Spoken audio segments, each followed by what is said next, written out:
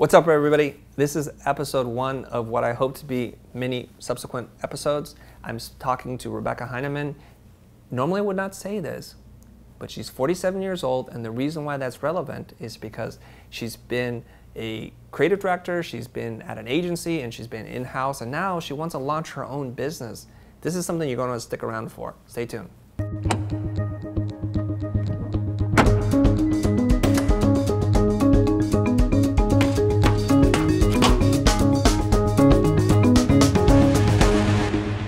Okay, Rebecca, let me give the audience a little context as to why we're having this discussion. Melinda had been so popular and successful, I thought it'd be good to talk to somebody who is in your position, who's worked for a number of years, who's gone to school a long time ago, and now you're ready to go off on your own. Mm-hmm. I think a lot of people are going to relate to your story, and they're going to wonder, is it too late? How do I do it? What are the steps? And I know you've come well prepared with lots and lots of questions for me. But before we get into your questions, I want to give people a little bit of your story. Sure. When did you go to school? What did you study? Where are you from? That kind of stuff. Sure. So I went to school quite a long time ago, back in 1994. And I went to the New School, which is also Parsons is part of the New School. And so I took a lot of classes there, but I was an art history major. And then I went on to work in entertainment. I worked in startups. So I worked in a music startup called SonicNet for a few years, and then that was bought up by MTV. And so I worked at some entertainment companies, HBO, and then after that I went on to work at an ad agency, the CDM Group, and I was there for 7 years as an art director, and then I became a VP art supervisor, and after that, this is all in New York. Oh, this is all in New York, yeah. Okay. So that's in New York, yeah. Art VP so you're art an East Coast supervisor. girl. Yes, East Coast Perfect. girl. And you're married, and you have a child, I have a daughter? 3.5-year-old son. Yeah. 3.5-year-old son. Beautiful. Okay. How did you go from being an art history major into working in design? How did that transition? Because I can't connect that for myself. Like I studied the history of art, and now I'm practicing design. Interestingly, when I was in high school, I did like art, and that's what I did. But I wanted to be a little more well-rounded. In my head, I wanted to go on and do liberal studies, so that I wasn't just someone who could draw. I wanted to do a little bit more, so I was more well-rounded, I guess. But I always knew I wanted to go into design. Okay, but having the desire and being interested in design, there's still this gap that I'm not figuring out. So like I've sketched, I've drawn, I like design, but I actually went to school to study design and how to do it, the art and craft of it. You took a slightly different route in going into art history. So how did you return back to design? Like what kind of resume or portfolio did you have to get work? So while I was in college, I took classes so that I could get my foot in the door. I'm just trying to think back. I worked at a magazine so that I could learn the different aspects. I mean, I did kind of take a roundabout way, you know, getting here. But after college, I took a job at a copy shop, and they had computers there. Back in the day, it was when the internet was all just starting out, really. And so I started learning how to use the software. I knew I wanted to do it, but I needed to learn the software and how to use everything, and so I started there, and I just dove into it as much as I could, and then I got an internship at a magazine in New York so that I could start doing more of that kind of work. You worked at a magazine, you started to learn the tools, eventually that led you ultimately to working at an ad agency called the CDM Group.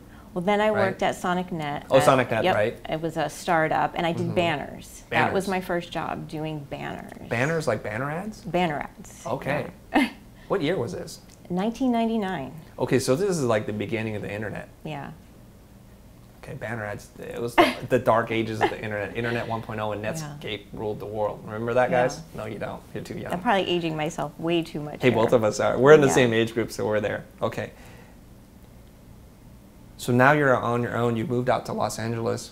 You've been here for 4 years. Now we're really skipping ahead. Yep. Yeah, we're skipping ahead because I want to get into this, so there's some context there.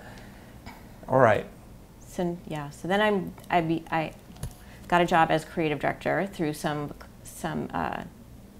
that I knew in New York needed a creative director here. She worked at Anthem, and so I helped them build up their digital department, their video capabilities, their digital capabilities, because they were mainly print before. So I helped to round out that department for them. So why leave the world of corporate America? Why go off on your own and jump into the unknown? Yeah. Well, you know, I did it for so many years, and when you work at an ad agency, you work a lot of hours, you work hard, you learn a lot. That's where I learned a lot. You work from 10 hours a day. You work weekends. So once I had a baby at 43, after Anthem, I decided that I wanted to continue to be creative, but I want to do it on my terms. Okay. So you want to be your own boss? I want to be my own boss, and I like the business aspect of it. Okay. And you want to control your own hours so that you can manage this life-work balance thing, perhaps? Yes. Okay. Yes. All right. I'm sure you have lots of questions. I have questions for you as well, but let's just jump into it. The name of your company is called CraftWell. And prior to that, you're basically known as you have your own personal brand. Right. And now you're trying to figure out how to merge these two together. Right. So let's just jump into some of your questions. Let's get into it. So I'm just going to go with one of the first questions that I had for you. After looking at all of your work on the Blind website, one of the pieces that I loved was I'm not sure if I'm pronouncing it right, but Ole? Oles? Oles? Oles, yeah. It's like Swedish, I think, or something like that. I loved that, and I was, I do a lot of pharmaceutical work, so that's the other thing. I want to start to get out of the pharmaceutical work. I'd love to have a client like Ole's. So what was the process of getting them on board? How did you get a client like that? Okay.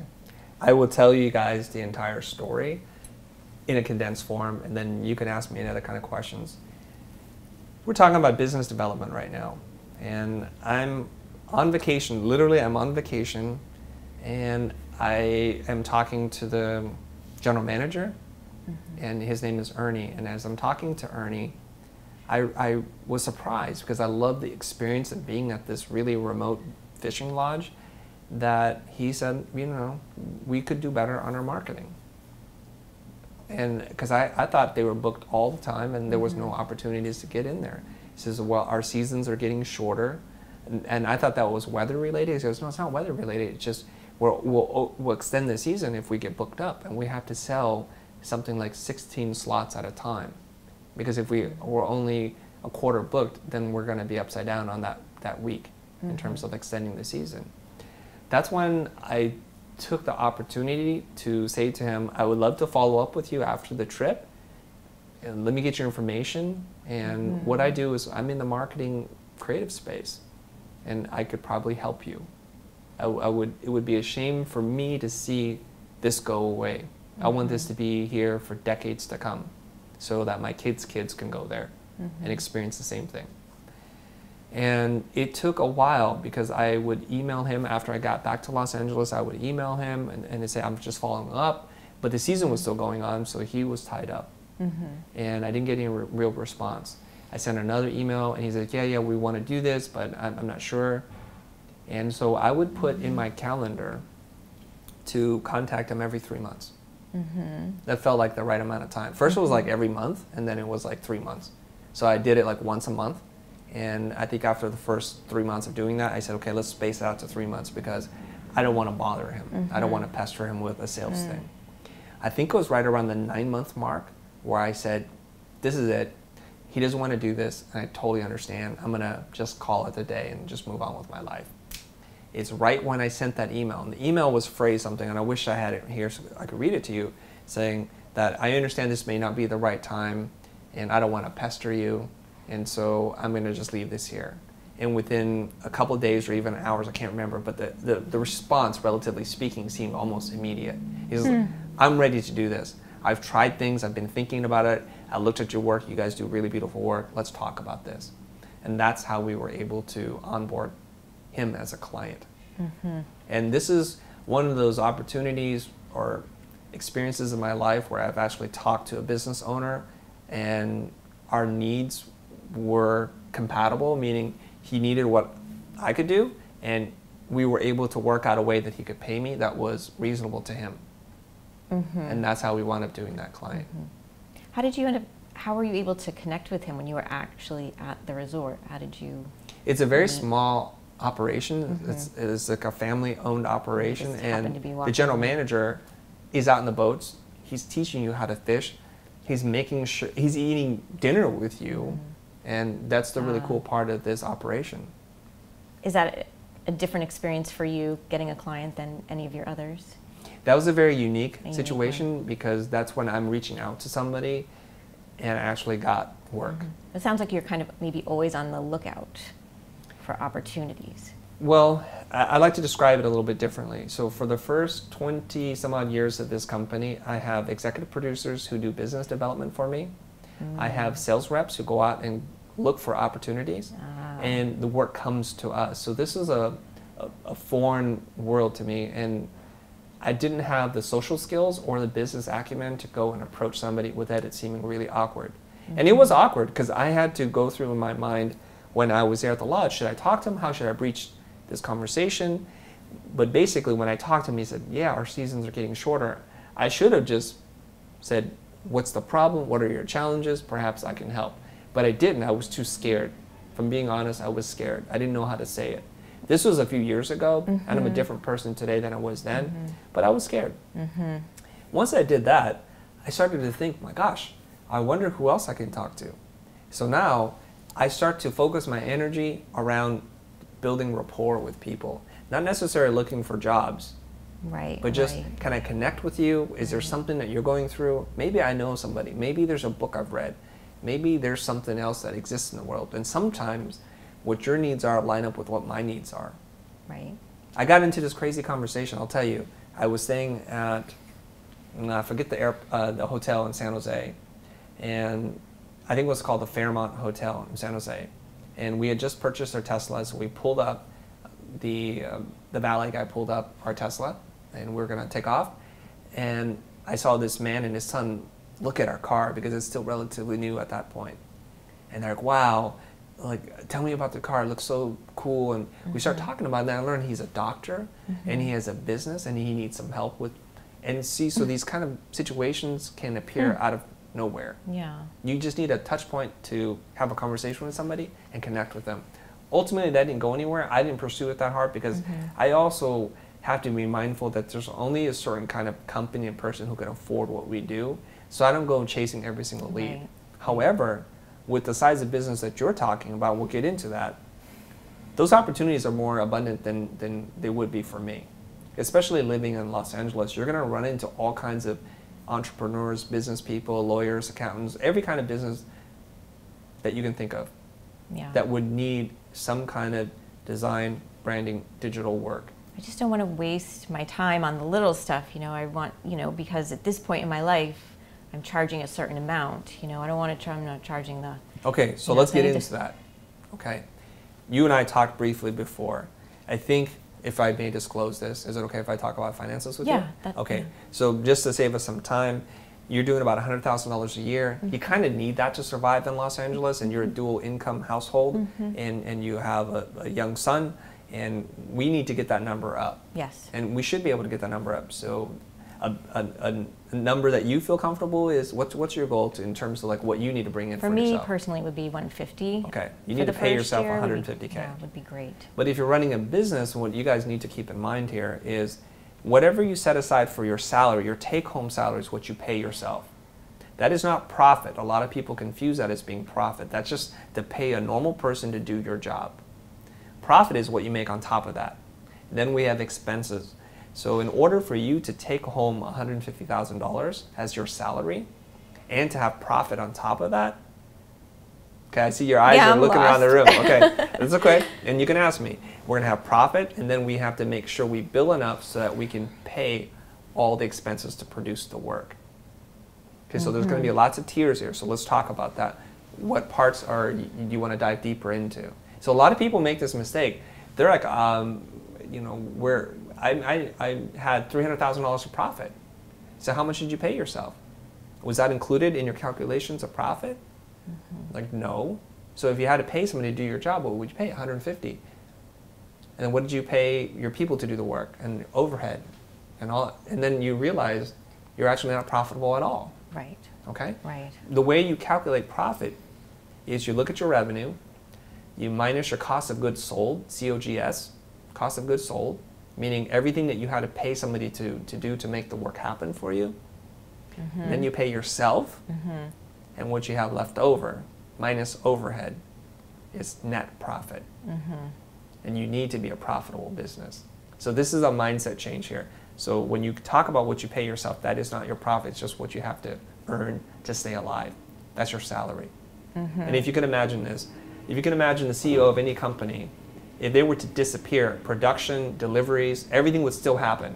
Marketing, sales, the company keeps moving forward. The CEO gives vision, makes the big strategic decisions. Right. They're not actually on the line doing the work.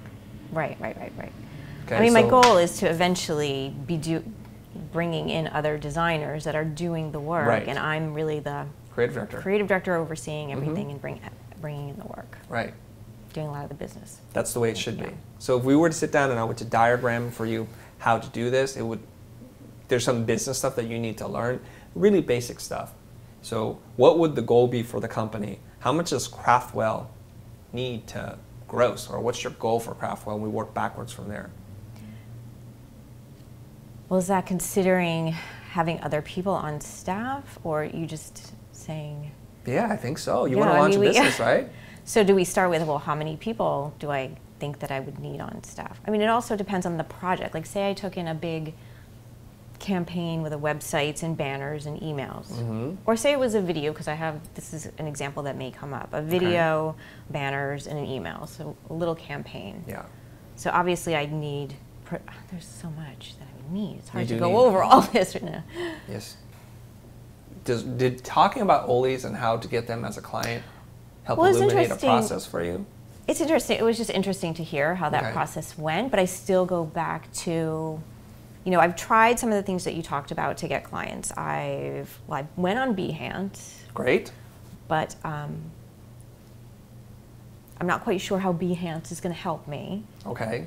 I have a capabilities deck that I put together, so I send that out to clients, but I'm not sure if it looks that great, if I have everything in it that I should. But what were some of the other things you recommended?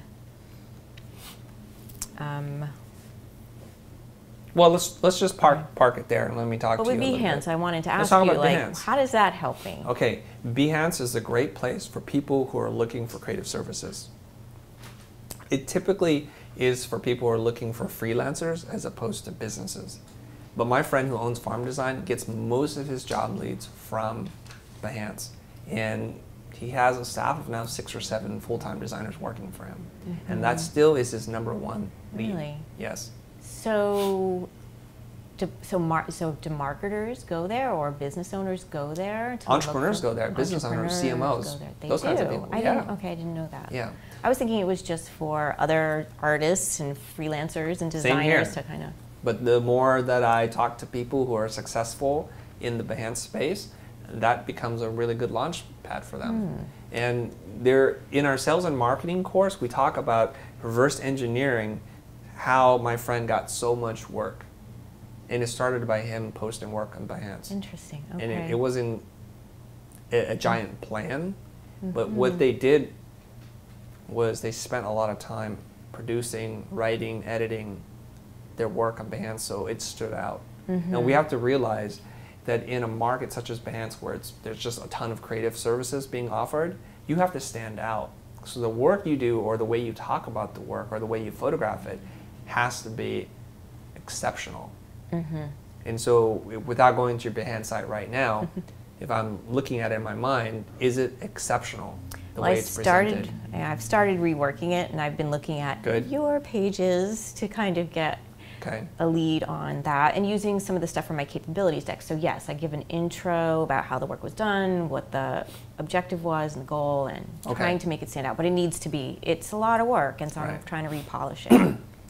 It's flattering that you're saying you're looking at our Behance site, but I would say I want you to set your bar much, much higher, because we don't use Behance really in the way that you guys need to use it. So who is? I would look at other people All you do is search. Yeah. Search for people who are doing what you do and see what catches your eye. Chances are what catches your eye will catch somebody else's eye. Okay? What we realize is if you put in the time and energy to craft case studies or present your work in the most beautiful way, that's your best bet in terms of attracting client. That's great. I didn't know that. I just thought other art directors and motion designers were on there. So I'll definitely put in the, there are, right. So in addition to that, so I'll put in the time. And what's important is the titles, the tags, the descriptions, so it becomes easier to find. That's really critical. So the world is all run by search, right? And if I can't find you, how can I offer you an opportunity? And I want to get really excited about your work. Yeah, you talked, and also I went and put stuff on Instagram, but again, I think you talked a lot about Instagram at one point. Yes. And so again, maybe it's my age, It's not your age. Even though I do a lot of digital work, but I guess I'm not that hip to Instagram, so I probably shouldn't say that. Okay, well, let's talk about this. But I don't understand First why of all, that's going to help me also. Let's put up the name in which people can check out your work. Where do they find you on Behance? What is it under? It's under Rebecca Heinemann. Rebecca Heinemann. So we'll put that up here so you guys can look at her work, Rebecca Heinemann. And what's your Instagram name? That one, I have Rebecca Heinemann, but I also have one for CraftWell Studio. Okay. So we need to start aligning all of your brands together. So if you're as Rebecca Heinemann on Behance, you need to change that. Yeah, I mean, that was the other question too I think I had for you, is, can Rebecca Heinemann morph into CraftWell? Can I take all my work with me from my ad agency days? Yes, you totally, okay, I see what you're saying now. Okay, you have a personal brand in which you've done work at other places, so then to call it CraftWell would be somewhat misrepresentational.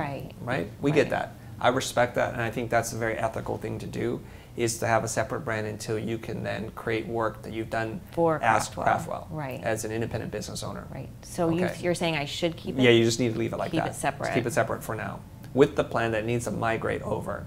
It's a bridge. It's a bridge until you start bringing in your own clients for CraftWell and you start to build up the body of work. So for now, I really don't have anything to show for CraftWell. You have nothing yet. So that's another big question. What do you do there? All right. So do you think you have enough information or to make a decision about how to market yourself using some of the things I talked about in terms of Instagram and Behance, your capabilities deck, before we move on to something else? So with Instagram, I think I do need a little more info there. I'm still not quite sure how that helps and how to use the hashtags. It just seems like a waste of time for me when I'm using Instagram. Okay.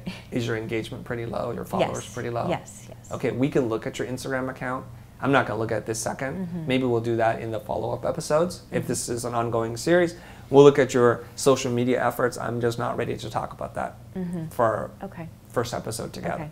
Do you want to talk about the capabilities deck? So I put together a capabilities deck.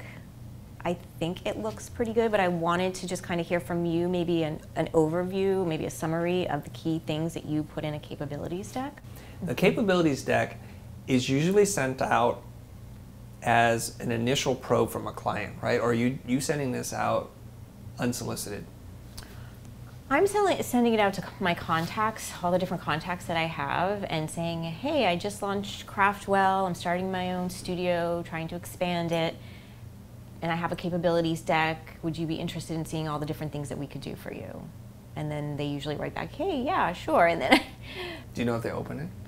They have. I had two of my contacts were interested. One passed me over to their marketing director, and then I never heard from them again. And then the other person wanted to have a phone call, so we had a phone call, and I don't know if the phone call went, the way we wanted it to go, and then it didn't hear from them again. Okay, so I could answer the capabilities deck question, but I see a different challenge or an issue, and I want to talk about that, and I'll do the capabilities deck if you want me to. So what I'm hearing here is you're looking for work, so you're asking people for time and for money, right? Time in terms of reading the deck and then giving you money to hire you to do the thing. Those are two big asks without creating any kind of value. People send me stuff all the time. Even if they send me a long email, I don't read it, I delete it. I just can't. I don't have time. Right. Like, guys, get to your point fast because I don't want to deal with this. I have 100 emails probably by the time you and I finish recording this episode that I got to get through. 3 of them are important. The rest, 97 of them are going to be deleted. Right. So there's an episode you guys should definitely watch this if you haven't done so. I would I would highly recommend that you watch it with Eli Cohen, Sales Strategy. And he talks about selling through curiosity. So if you and I were to meet, whether we're friends, acquaintances, colleagues, whatever, I don't want to just put stuff in front of you because that's asking for more of your time. What I would love to do is spend some time talking to you and finding out what your challenges are. So then I can craft something that's specifically tailored to you. And there's a difference there. So, you know, in the conversation of always, and we were talking about it, well, how did I get to the point of asking for the sale? It was through curiosity. Things are going well. Love the operation. You must be booked all the time. No, we're not. Season's getting shorter. We have a problem. Oh, okay. Well, I happen to do this thing, and if that might line up with what you're trying to do, perhaps I can help. It wasn't like, I have no idea what your needs and challenges are, check out my deck, because everybody's doing that. I tried to tailor it. I do try and tailor it per client.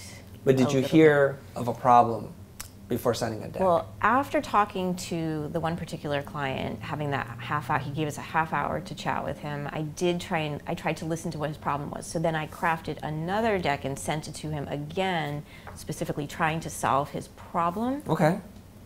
But let me ask you this question. Until somebody's trained into learning how to ask open-ended questions, to do prospecting, the kinds of questions that you may be talking about, your half an hour, you may unearth very little. You may create very little value for your client. So typically, what do you ask your clients? We introduced ourselves. We did a short little intro, and then I did try to get into what are your pain points? What is this? Why did you call us? So what are the pain points, and what can we help you with? Oh, so this is after them reaching out to you? He did. Well, I reached out to him. Yeah. Well, I reached out to him, and then he said, "Let's meet." So I sent him the capabilities deck before the meeting, so he'd get a brief overview, and then we met. And then I asked that question: what are your pain points, and how can we help you? Okay. And what did he say? He said that they had already hired a creative agency to redo their branding, but they needed help then, once they had the branding, to rebrand everything, to get all the assets rebranded and get them out the door quickly. So I tried to I did another deck talking about how that process would go with our particular agency and how we could help him. Okay. I'm sure you probably said this in a more nuanced way, but I'm just picking up on some of the language, and I want to just pick that apart a little bit, okay, so that people who are watching this can understand. I try to be as precise as possible when I'm talking, and so I want you to be as precise as possible as well. So when you say, what are your pain points and how can we help you, I would just not ask the client to figure out how I'm going to help them. Does that make sense? I just want to know what it's like in their world. So what are the challenges that you're facing? So if we're doing this and we don't need that, I just want to dig, and I'm just in it, and I don't want to sell anything. What I want you to do is, if you can, take away the sell part and just be a great listener. Just become extremely curious about everything that they do, and dig and dig and dig. Help them surface a problem. So if somebody's like, I just hired a branding firm, we should stay there. We should talk to them about, well, why did you need to hire a branding firm? And I well, asked our them. sales are down. Or what was the problem? Why did they hire a branding firm? Well, they really needed some branding redone. You could definitely tell they needed. That's you as a branding. designer speaking. And what he did knew he say? too. He knew that they needed to have their. Well, you know what? Let me back up. He did say that it was all happening before he got there. Okay. He's new. He was new as well. So Okay. it was all starting before he got there. But why did they rebrand? I guess I didn't ask that question. I suspect you did. I did not. Yeah. Yeah. It's mostly because we take it for face value. And here's the thing. If I'm to try to coach you up here a little bit, if you can, leave behind all the assumptions. That because I see the design is not good, I assume you see the same thing, and when you say something, I assume we're talking about the same thing. I want you to kill the assumptions. I just want you to start clean. When somebody's like, I'm doing this, why are you doing that? Tell me more about that. What's motivating this action that you're taking? Mm-hmm. Is there something that's coming up that you feel a little anxious about? Mm-hmm. Something stressing you out right now? Tell me about that.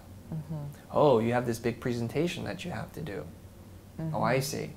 And you have to address these people, and the deck's not ready, and you want to open with a strong video. Oh, I get it. Okay. And only then, after you understand the problem and their challenges, because then would you think about, maybe there's something I can do. I'm not sure. There might have been something more I could have done right away if I had listened a little more. I think we were also nervous because it was a half-hour meeting. We were trying to get so much I can do a lot in half an hour. All you have to do is sit down and focus on them. Listen. Stop talking about your story. Who cares? I don't need to talk about the deck or anything that I do. I just want to listen, and I have to become a business detective. I want to speak the language of business, and the point of it actually is not to sell more. Well, I got to get you out of that selling mentality and just saying, mm-hmm. I'm here to create value. And so what happens is you're building rapport mm-hmm. with this client, and they're saying, my gosh, Rebecca is really, I was stressing out over this thing. I didn't even know that this is something I wanted to talk about. Mm-hmm.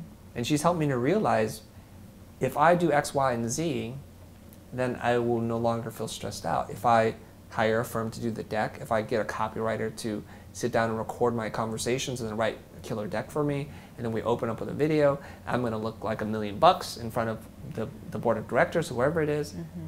That's what I need. So this other branding firm, I already forgot about them now.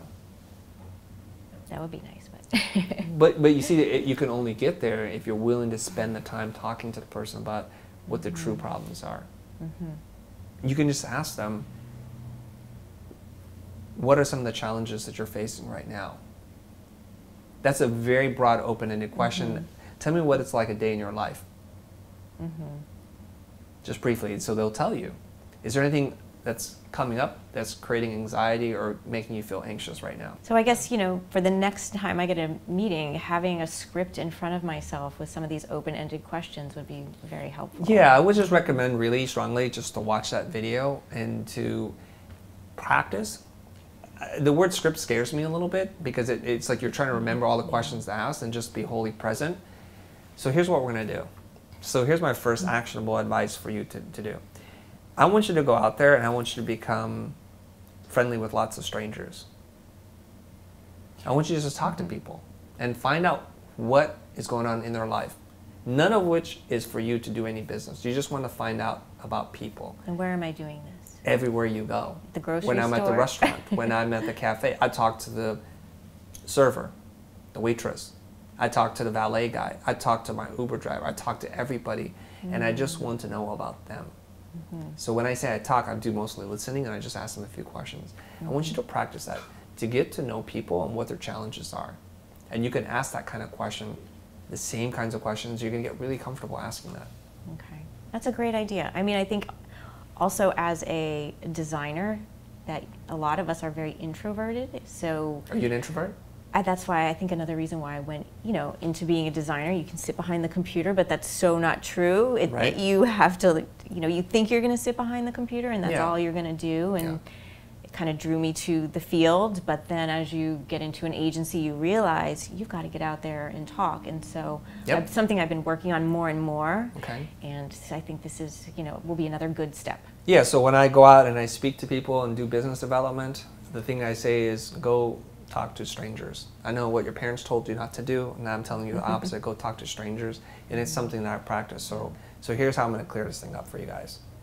I think the anxiety that you feel when you're talking to any prospective client is you're trying to, you have an agenda. Like, you want to ask for the sale, you want to send them the deck, but what we got to do is we got to get rid of that, because that's just bad energy, and it's going to keep you not present to the person that you're talking to. So I want you to become intensely curious about people and what they do and what their lives are like, and you get to feel for this. And you're not trying to sell them anything, you're not trying to hook up with them, you're not trying to get a phone number. All you do is, it's like purely just about them. And you're going to see a very different reaction from the person. They're going to feel connection to you in ways that you've not had with people before. Everybody loves talking about themselves, so be a great listening partner.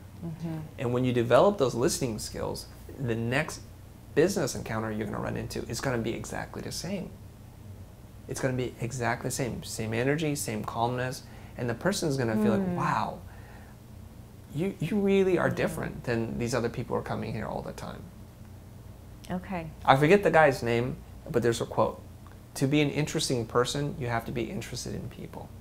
I want to be a really interesting person, so I have to sit down and learn from you. And that's it.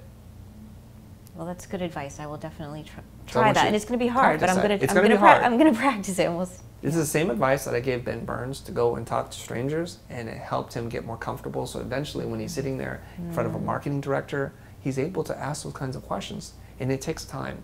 And I'm not saying this like from some super salesy A-type personality. I am you. I am you guys, and I'm totally introverted and scared and frightened. And I saw somebody do it. They explained to me the concept. I started to do it, and now, and Aaron and the guys can attest, whenever we go out, I have conversations with just about anybody. Anybody in an elevator. What's going on? Are you guys going to a party? Do you need directions? Are you lost? Can I help you with the menu? Do you find you still have to push yourself to do it, or since you've started doing No, it now it's just natural. It's like breathing. Interesting. And the funny thing is my son, he's observing all these things. He's 11 now. But we'll walk down some hallway and somebody will just say, how you doing? How are you? And I said, great. We walk away. He's like, do you know him? I said, I don't know him. So why would he say that to you? We're just making small talk. We're just trying to connect. Then wherever we go, it seems like that kind of energy, that aura that you send out about you, people just want to talk to you. Yeah. And it's cool, and I like that now. I used to be deathly afraid of that. Okay? So I know a lot of this was exploring different things. Perhaps in the second episode, we can dig into your business goals, and maybe I can lead more of the conversation and we can get through the rest of your questions. Is that okay? Yeah, that would be great. Okay. So do you want to do a summary of the things that you learned? Speak to this camera or that camera, the things that you got from this conversation so far? That camera? Yeah, that camera. Speak to that camera. Okay. This is where the notes would have helped you, but okay. Now you can just... Well, I'm just going to go back to what we just talked about. I think will be the most helpful is to go out there and open myself up, because I think, like I said, as a designer, starting out as a designer, I was an introvert and thought that I would just sit behind the computer. And so this will be a challenge for me to go out and talk to people, but I'm definitely going to make an effort to do that. And I think it will help when I have that client meeting. I'm trying to think about what else we talked about. I mean, I think that's one of the biggest things that I'm going to work on in the next couple days. I just want to say one other thing, and just a piece of advice for you guys, that when somebody is giving you all this information, that you're processing it, and then you take a moment to reflect back to them what you heard. It validates who they are, it validates that you're listening, and sometimes you're able to summarize and articulate it in ways that they have not heard it before. So oftentimes, Aaron, you've heard me say this, I'll say something back to you, and it's like, yeah, that's what I meant to say. And that's the biggest compliment to me, that I'm able to sum up their thoughts. And it's called reflection. You can say it back and organize the thoughts in a more cohesive manner. It really demonstrates that you're a really great listener.